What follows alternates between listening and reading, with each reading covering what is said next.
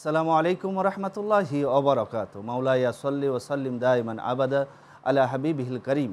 সম্মানিত দর্শক শ্রোতা, সবাইকে শুভেচ্ছা ও আন্তরিক অভিবাদন জানিয়ে শুরু করছি মাহে রমাদানের অনন্য আয়োজন আলোকিত পথ। আর এই অনুষ্ঠানটি পুরো মাসব্যাপী স্পন্সর হিসেবে রয়েছে Metrocem cement, powered by ZSRM। Co sponsor হিসেবে রয়েছে তহসিন রেনকন রেফ্রিজারেটর এবং 2-in-1 শাহজাদি মেহেদি। সম্মানিত দর্শক, আমরা প্রতিদিন একটি বিষয় নিয়ে আলোচনা করব। আজ পহেলা রমাজান। আজ আলোচনার বিষয় নির্ধারণ করেছি রমজান ও রমজান বিষয়ক মাসালা। এই বিষয়ে আলোচনা করতে দুইজন বিজ্ঞ ইসলামিক স্কলার আমাদের স্টুডিওতে হাজির হয়েছে। শুরুতেই দুজনের সাথে পরিচিত হব। আমার ডানে যিনি রয়েছেন প্রখ্যাত আলেমীদ্বীন মুফতি মোহাম্মদ মাহমুদুল হাসান আল কাদেরী, প্রধান মুফতি কাদেরিয়া তৈয়বিয়া কামিল মাদ্রাসা মোহাম্মদপুর, ঢাকা। আসসালামু আলাইকুম ওয়া রাহমাতুল্লাহি ওয়া বারাকাতুহু। তারপরে যিনি রয়েছেন প্রখ্যাত আলেমীদ্বীন মাওলানা আনম মাসুদ হুসেন আল কাদেরী, খতিব, মৌচাক মার্কেট, জামে মসজিদ, ঢাকা। আসসালামু আলাইকুম ওয়া রাহমাতুল্লাহি ওয়া বারাকাতুহু। ওয়ালাইকুম সালাম রহমতুল্লাহি ওয়া বারাকাতুহু। আপনারা কেমন আছেন? জি আলহামদুলিল্লাহ, আপনি কেমন আছেন? জি আলহামদুলিল্লাহ, আল্লাহর অশেষ রহমতে ভালো আছি। মাহে রমজান শুরু হলো। আল্লাহ পাক সুবহানাহু ওয়া তাআলা পুরো একটি মাস আমাদের জন্য অনন্য নেয়ামত রেখেছেন। শুরুতেই আমি আপনার কাছে জানতে চাই যে রমজানের সাথে কি কি মাসালা রয়েছে, একটু বলবেন আমাদের সাথে। আল্লাহ সুবহানাহু ওয়া তাআলা ইরশাদ করেন, শাহরুর রমজান আল্লাযী উনজিলা ফীহিল কুরআন, অর্থাৎ মাহে রমাদান এমন একটা মহিমান্বিত বৈশিষ্ট্যমণ্ডিত মাস, যে মাসের তুলনা হয় না অন্য কোনো মাসের সাথে। এবং যে মাসে আল্লাহ সুবহানাহু ওয়া তাআলা 30 পারা অনন্য আসমানি গ্রন্থ পবিত্র কোরআন নাজিল করেছেন। এই জন্য রাসূলুল্লাহ সাল্লাল্লাহু তাআলা সাল্লাম উম্মতদেরকে নবীজি জানান দিয়েছেন যে ব্যক্তি মাহে রমজানে ঈমানের সাথে এবং সওয়াবের নিয়তে যদি রোজা আদায় করে, সিয়াম সাধনা পালন করে, আল্লাহ সুবহানাহু ওয়া তাআলা তার অতীত জীবন সমস্ত গুনাহ মাফ করে, আল্লাহ ক্ষমা করে তাকে অবশ্যই জান্নাত দান করবে। বিশেষ করে রাসূলুল্লাহ সাল্লাল্লাহু আলাইহি ওয়াসাল্লাম ইরশাদ করেছেন যে এই মাস যখন আগমন ঘটে, অর্থাৎ মাহে রমজানের যখন শুভাগমন ঘটে, তখন আল্লাহ সুবহানাহু ওয়া তাআলা এই মাসের সম্মানে যে আসমানের দরজা, সমস্ত আসমানের দরজাগুলি আল্লাহ সুবহানাহু ওয়া তাআলা উন্মুক্ত করে দেন এবং জান্নাতের দরজা মুক্ত করে দেন এবং শয়তানকে শিকল দিয়ে আবদ্ধ করা হয়। যে মহতারাম, আসলে আমরা অনেকে দেখি এই যে মাহে রমজানের মধ্যে অসুস্থ হয়ে যায়। যেমন আমাদের কমন ডিজিজ ডায়াবেটিস, তারপরে আমরা দেখি অনেকে শ্বাসের রুগী। এই শ্বাসের রুগীরা যে তারা ইনহেলার ব্যবহার করতে পারবে কি না? আসলে ডায়াবেটিস রোগীর যারা ইনসুলিন নেন, এটার একটা এখানে সুযোগ আছে বা একটা শরীরের পক্ষ থেকে একটা ছাড় আছে। কীরকম? যদি ডায়াবেটিস রোগী যে ইনসুলিনটা যে সাহারির আগে নিতে পারে এবং ইফতারের পরে, তো দুইটা ইনসুলিন নেয়, যে মাহে রমজান আশা করি ওই ব্যক্তি অবশ্যই সুস্থভাবে বা সঠিকভাবে রোজা রাখা সম্ভব হয়ে থাকে। হ্যাঁ, একেবারে যদি সে ডাক্তারে বলে না আপনি দিনের বেলায় কি নিতে হবে, ইনসুলিন নিতে হবে, তো ইনসুলিন রোজা অবস্থায় যদি কেউ ইনসুলিন ব্যবহার করে, সেক্ষেত্রে তার রোজার কী হুকুম হবে, এটা নিয়ে আসলে যারা বিজ্ঞ উলামায়ে কেরাম বা আধুনিক যারা ফিকহ নিয়ে চিন্তা করেন, তাদের মধ্যে একটা আমরা মতভেদ দেখতে পাচ্ছি। তবে অধিকাংশের মতে যদি ইনসুলিন, যেহেতু এটা আসলে কোনো রোগে যায় না, এটা সাম্রাজ্য যায়, এই জন্য আধুনিক যারা বিশেষজ্ঞ বা মুস্তাহিদ আছেন বা যারা এটা নিয়ে গবেষণা করেন, ফিকহ ফতোয়া কোরআন হাদিসের যারা ইসলাস করেন, তাদের মতো ইনসুলিন নিতে পারবে, যেহেতু এটা কি নয়, এটা রোগে যাচ্ছে না, বরং এটা সামলাতে যায়, এই জন্য রোজা ভাঙবে না। এটাই অধিকাংশ উলামায়ে কেরামের অভিমত এবং এটাই ফতোয়া। আর যাদের আরও যেই শ্বাসের কষ্ট হয়, শ্বাসকষ্ট হয় বা অন্য কোনো রোগ থাকে, ডাক্তার যদি বলে আপনি দিনের বেলায় না নিয়ে ওই যে সাহারির সময় এবং ইফতারের পরে আপনি নিলে চলবে, তাহলে তার দিনের বেলায় নেওয়ার প্রয়োজন নাই। একেবারে যদি আপনার ইনহেলার নিতে হয়, তো এটা নিয়েও কিছু বিশ্লেষণ বা ব্যাখ্যা উলামায়ে কেরামের দৃষ্টিতে আমরা বিভিন্ন কিতাবে দেখতে পাচ্ছি।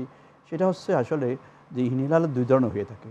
এই যে ইনহেলার যে বাতাসটা যদি এটা যদি জমে যায়, এটা জড়তা যদি আসে যায়, তাহলে অনেকের মধ্যে রোজা ভেঙে যাবে। আর যদি এটা যদি জড়ো না হয় বা এটা যদি বাষ্পীয় না হয়, অর্থাৎ পানীয় জাতীয় না হয়, তাহলে সাধারণভাবে যদি হয় নর্মালভাবে, তাহলে রোজা ভাঙবে না। এই জন্য আমরা তবে সর্বোপরি কথা বলবো যে রোজা অবস্থা আমরা চেষ্টা করব, এই অসুস্থতার কারণেও আমরা রোজা রাখার চেষ্টা করব, একেবারে আমরা রোজা ছেড়ে দেওয়ার মধ্যে দিকে যাব না। বরং রাসূলুল্লাহ সাল্লাল্লাহু তাআলা আলাইহি ওয়াসাল্লাম বলেছেন সুমু তাসাহু, তোমরা রোজা পালন করো, তোমরা সুস্থ হয়ে যাবে। যেখানে রোজার মাধ্যমে সুস্থ হয়, তাহলে আমরা বিভিন্ন অসুস্থতার বাহানা করে বা অজুহাত পেশ করে রোজা রাখবো না, এটা একজন সত্যিকার ইমানদার মুসলমানের জন্য আদৌ আসলে এটা শুভনীয় নয়। ইনশাআল্লাহ আবারও ফিরবো আপনার কাছে। যে মোহতারাম শেখ, আপনার কাছে জানতে চাই যে আমরা মাহে রমাদানের যে গুরুত্ব রয়েছে, এই গুরুত্ব সম্পর্কে আমাদের দর্শকদেরকে বলবেন। প্রিয় দর্শক শ্রোতা, দেশের প্রবাসের সবাইকে আন্তরিক মোবারকবাদ জানাচ্ছি। আজকে ফালে রমজান। আসলে আমরা মাহে রমজানটা পেয়েছি আল্লাহর পক্ষ থেকে একটা বড় নেয়ামত। প্যারা নবী সাল্লাল্লাহু আলাইহি সাল্লাম যেমন সর্বকালে সর্বশ্রেষ্ঠ, মাহে রমজানটা সব মাসের মধ্যে শ্রেষ্ঠ। একইভাবে প্যারা রাসূল সাল্লাল্লাহু আলাইহি সাল্লামের উপরে যে কিতাবখান নাজিল হয়েছে, সেই কিতাবটাও সর্বশ্রেষ্ঠ কিতাব। একইভাবে আমরা উম্মত হিসাবে সর্বশ্রেষ্ঠ। মূল কারণ হচ্ছে সর্বশ্রেষ্ঠ নবীর কারণেই আমরা কোরআন পেলাম শ্রেষ্ঠ, মাস পেলাম শ্রেষ্ঠ, উম্মত হলাম শ্রেষ্ঠ। এই মাহে রমজানে আমরা দেখব, মাহে রমজান আগের থেকেও ছিল, অন্যান্য কিতাবগুলো এই মাসেই নাজিল হয়েছে। যেমন তৌরাত কিতাবের প্রশ্ন যদি করি, এই মাসে নাজিল হয়েছে 6 তারিখে। জবুর কিতাবের প্রশ্ন করলে এই মাসে নাজিল হয়েছে 13 তারিখে। ইনজিল কিতাবের প্রশ্ন হলে এই মাসে নাজিল হয়েছে 17 তারিখে। কোরআনুল কারীম নাজিল হয়েছে 27 তারিখে। অল ওভার মাহে রমজানে বড় বড় 4টে কিতাবই নাজিল হয়েছে। মাসটা ছিল বটে, কিতাবও নাজিল ছিল বটে, কিতাব ওই সময় আগেই ছিল, বাট মাহে রমজান শ্রেষ্ঠত্ব হয়েছে কোরআন শরীফের কারণে। এই কোরআন শরীফ সর্বশ্রেষ্ঠ হওয়ার কারণে, এবং সর্বশ্রেষ্ঠ প্যারা রাসূল সাল্লাল্লাহু আলাইহি ওয়াসাল্লামের কোরআন নাজিল হয়েছে মাহে রমজানে। এই জন্য মাহে রমজানের গুরুত্ব অত্যধিক। মাহে রমজান যখন আমরা পেলাম, মুফতি সাহেব বলেছেন, মাহে রমজানে আসার সাথে সাথে আমার আল্লাহ রাব্বুল আলামিন সমস্ত জাহান্নামের দরজাগুলো বন্ধ করে দেওয়া হয়, জান্নাতের দরজাগুলো খুলে দেওয়া হয়।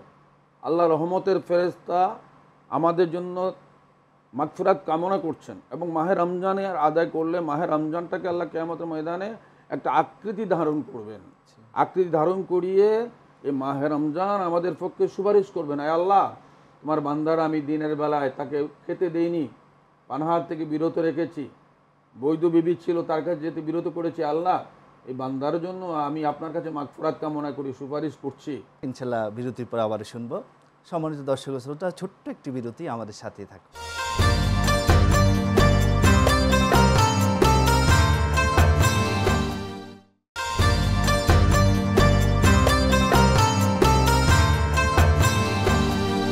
সুপ্রিয় দর্শক, ফিরে এলাম বিরতির পর। আমাদের সাথে থাকার জন্য ধন্যবাদ।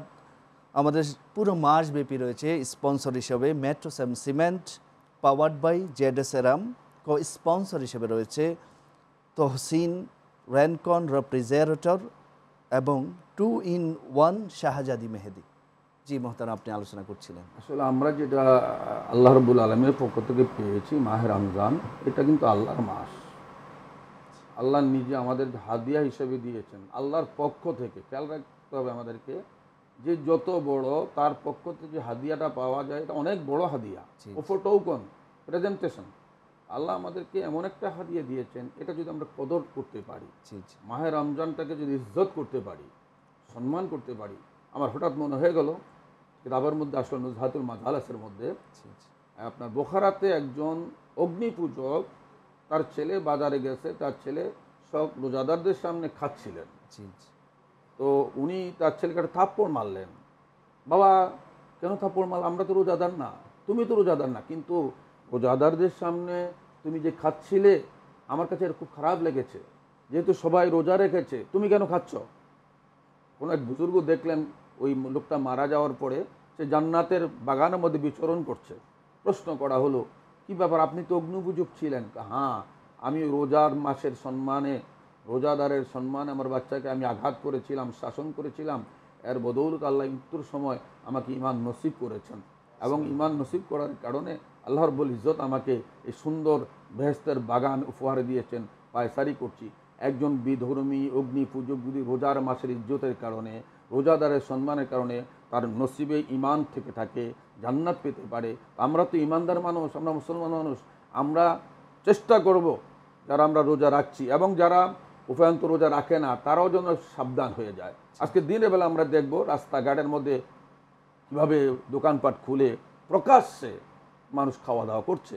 এটা রোজা মাসের ইজ্জতের হানি করা হচ্ছে। আমরা আহ্বান করব প্রশাসন সহ সর্বস্তরের সাধারণ মানুষকে অন্ততপক্ষে আমরা এগুলো থেকে বিরত থাকি। মাহে রমজানের ইজ্জতে আল্লাহ আমাদেরকে মেহমান হিসাবে রমজান মাসটা দিয়েছেন।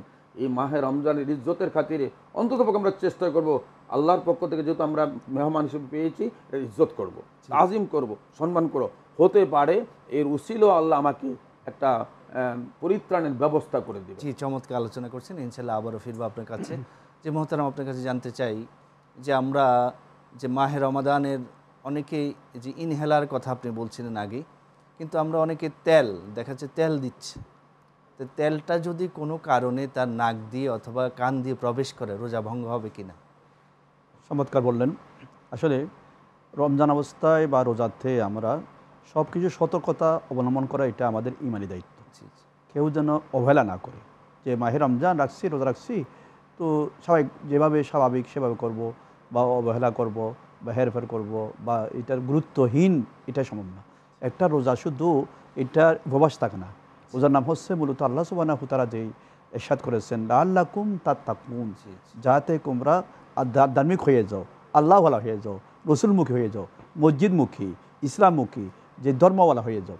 তো আমাদের যে ট্রেনিংটা, এই যে আমার সম্মানিত আলোচক বললেন, এই ট্রেনিংয়ের মাধ্যমে মূলত একজন বান্দা যেন আজীবনের জন্য ইন্তিকাল পর্যন্ত সে যেন মুত্তাকি হয়ে যায়। তো তাকওয়া ট্রেনিং যে চলতেছে, এটা মূলত যে তাকওয়া ট্রেনিংয়ের মধ্যে আমরা তাকওয়া সংক্রান্ত কাজ করতে হবে। যে রোজা রেখে অ্যাভেলেবেল কাজ করা বা ইচ্ছামাফিক কাজ করা, আসলে এটাই ইমানদারের কোনো শুভনীয় নয়। কাজে কেউ যদি তেল ব্যবহার করে, কিন্তু তেল ব্যবহার করা কেউ মকরুহ বলছেন, কিন্তু এই তেল যদি মনে করেন নাক দিয়ে ঢুকে বা কণ্ঠনালীতে চলে যায়, শ্বাসনালীতে, তাহলে রোজা কিন্তু ভেঙে যাবে। কাজে এগুলি খুব সতর্ক অবস্থা। আমরা যদি তেল ব্যবহার করতে চাই, মাগরির পরে বা সাহারির সময় তেল ব্যবহার করব, দিনের বেলায় আমরা তেল ব্যবহার করব না। এই জন্য উলামা ইকরাম এই কথা বলছেন যে দিনের বেলায় বিশেষ করে জোহরের পর থেকে ইফতার পর্যন্ত তাজা মিসওয়াক যেন করা না হয়, কারণ এটার একটা গন্ধ থাকে, ওই গন্ধ যদি প্রবেশ করে রোজা মুখের হয়ে যায়। এই জন্য আমরা প্রত্যেকটি কাজ, তেল, মিসওয়াক এবং যে সুরমা দিয়ে থাকে অনেকেই, এগুলি ব্যাপারে আমরা সতর্ক থাকবো এবং খুব কেয়ারফুল থাকবো, যাতে করে রমজান শুধু যেন ফাসাদ না, রোজা যেন মাকরু না হয়, পরিপূর্ণ 100% যেন রোজাটা আদা হয়। কারণ আমি তো জানি না আমার হায়াত কি আগামী রমজান পর্যন্ত থাকবে, এটা তো কারণ গ্যারান্টি সিউরিটি নাই। কাজেই আমরা যে সকল রোজাদার ইনশাল্লাহ 16 তারিখ থেকে রোজা মানে মাগরিব পর্যন্ত সর্বক্ষেত্রে সব সময় আমরা সততার সাথে বিশেষ করে সতর্ক অবস্থায় রোজা পালন করব। যেই রোজা আল্লাহ রসুলের দরবারে কবুল হবে, যেই রোজার উসিলায় জান্নাত পাবো, যেই রোজার উসিলায় মুত্তাকি হব, এটা একটা আমাদের সুবর্ণ সুযোগ। জি, চমৎকার আলোচনা করছেন। ইনশাল্লাহ বিরতির পর আবারও ফিরবো আপনার কাছে। সুপ্রিয় দর্শক, নিচ্ছি ছোট্ট একটি বিরতি, আমাদের সাথে থাকুন।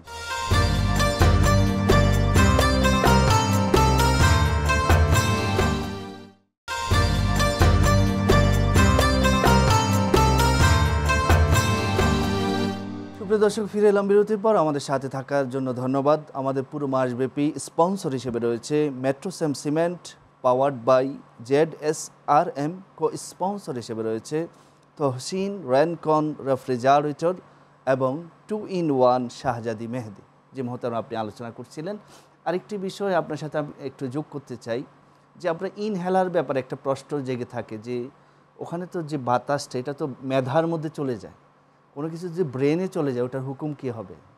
ব্রেনে যদি চলে যায় বা এটাতে আর্দ্র হয়ে যায় বা এটাতে যদি একটু জমে যায়, আমি আগে বলছিলাম সে কথাটা, এই জন্য এটা এই ব্যাপারে খেয়াল থাকতে হবে। যদি সম্ভব হয় সাহারির সময় এবং ইফতারে পরে, তাহলে অবশ্যই ওই সময়ে ইনহেলার ব্যবহার করবে, রোজা অবস্থায় না।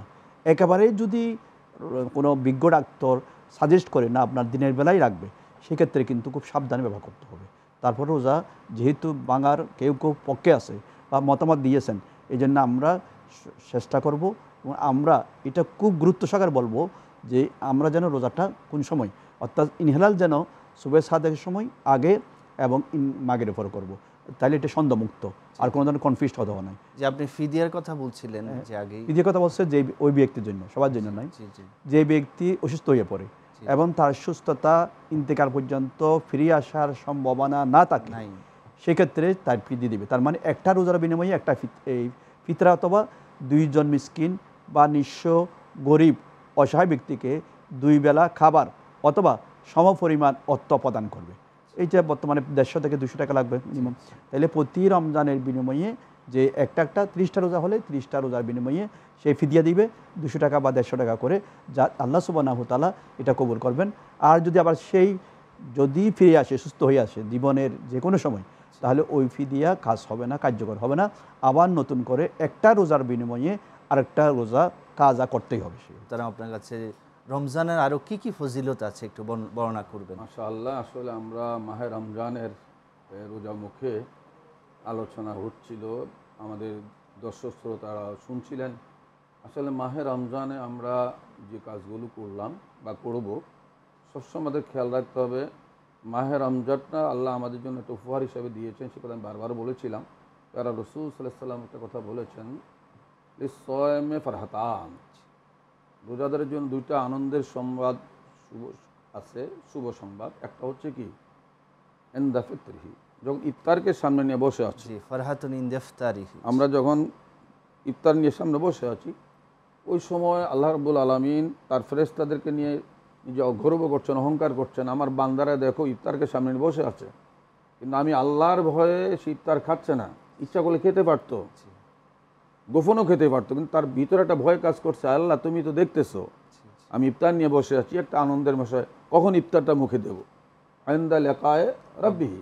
এবং কাল কিয়ামতের ময়দানে জান্নাতীদের সামনে আমার আল্লাহ সব জান্নাতীদের সাথে সাক্ষাৎ দেবেন। তো বান্দা অপেক্ষায় থাকতেছে, ইফতারের জন্য যেমন অপেক্ষা, ইফতার মুখে দেব, একইভাবে আমি আল্লাহর দিদারের জন্য অপেক্ষা আছি, আল্লাহ কখন দিদার দিবেন। এই দুটা যে আনন্দের বিষয়, রোজার সাথে আল্লাহ এটা মিলাইলেন। আরেক জায়গায় বললেন রোজা as-sawmu লি ওয়ানা আজিজিবি আও উজসাবি, আমার আল্লাহ বললেন হাদিসে কুদসির মধ্যে, রমজানটা একমাত্র আমি আল্লাহর জন্য, এটা দেখাবার বিষয় না। তো মালিকের সন্তুষ্টির জন্য যখন কেউ কোনো কাজ করে, মালিক যে কি দিবেন, যে যত বড় মালিক তার পুরস্কার তত বড় হয়। আল্লাহ তো মহান অসীম, তার দান তো অনেক বড় হবে। একজন রোজাদার জন্য এর চেয়ে বড় পুরস্কার কি হতে পারে?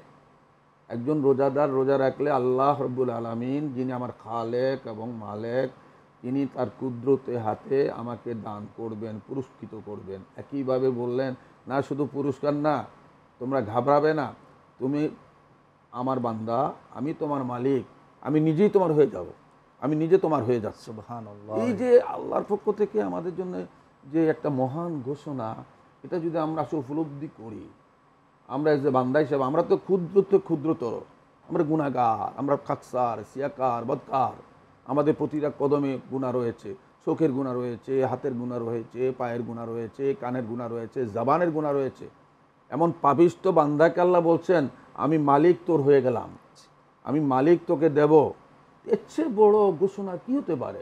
সুতরাং আমাদের উচিত, আমরা যারা যে মুসলমান হিসেবে আছি, নারী পুরুষ, আমাদেরকে এই মাসের খুব বেশি গুরুত্ব দেওয়া। মালিক আমার হয়ে যাচ্ছে, মালিকের কুদরতি হাতে আমাকে পুরস্কার দেবেন। এইটা নিয়ে যদি গবেষণা করি, একজন ইমানদার রোজা ছাড়তে পারে না, হালালভাবে সঠিকভাবে সে রোজা রাখার চেষ্টা করা উচিত। মাহে রমজান, আমি আবারও বলছি, মাহে রমজান আমাদের একটা ট্রেনিংয়ের মাস। এই মাসে আমার হাতের দ্বারা যেন কোনো গুনাহ না হয়, অবৈধ কিছু আমার হাত দিয়ে যেন কামানো না হয়, চোখের দ্বারা যেন কোনো গুনাহ না হয়। জি মোহতারাম, অনেক চমৎকার আলোচনা করছিলেন, আলোচনা শুনতে মনে চাচ্ছে, কিন্তু আজ এই পর্যন্ত। আপনাদের দুজনকে ধন্যবাদ আমাদের সময় দেওয়ার জন্য। সুপ্রিয় দর্শক, আজ এই পর্যন্ত আপনারা দেখছিলেন আলোকিত পথ অনুষ্ঠানটি। আমাদের সাথে পুরো মাসব্যাপী স্পন্সর হিসেবে রয়েছে Metrocem cement, powered by ZSRM, co sponsor হিসেবে রয়েছে তহসিন রেনকন রেফ্রিজারেটর 2-in-1 শাহজাদি মেহেদি। আগামী পর্ব একই সময়ে দেখার আমন্ত্রণ জানিয়ে শেষ করছি। আসসালামু আলাইকুম ওয়া রাহমাতুল্লাহি ওয়া বারাকাতুহু।